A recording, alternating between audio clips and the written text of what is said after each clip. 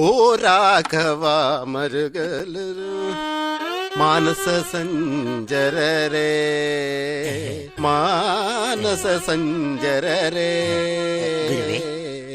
എങ്ങനെയുണ്ടാ? ഈ മെന്റലും സൈക്കോയും തമ്മിൽ എന്താ വ്യത്യാസം?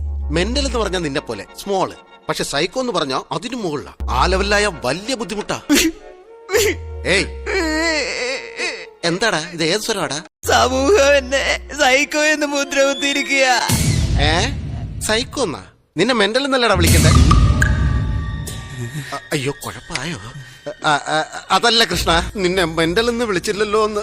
സമൂഹം എന്നെ സൈക്കോ എന്ന് വിളിക്കുമ്പോ നീ എന്നെ മെന്റൽ എന്ന് വിളിക്കുന്നോടാ? ഇതെന്തിനാടാ? അയ്യോ അയ്യോ ഉപദ്രവിക്കലടാ എന്നെ, ഞാൻ ഒരു പാവടാ. ഞാൻ വെട്ടിയെടുത്ത് ഉപ്പും മുളകും തേച്ച് എണ്ണയിലിട്ട് പൊരിച്ചിട്ട് കോഴിക്ക് തിന്നാൻ കൊടുക്കണം. സൈക്കോ തന്നെ, എനിക്ക് മനസ്സിലായി. എന്താടാ?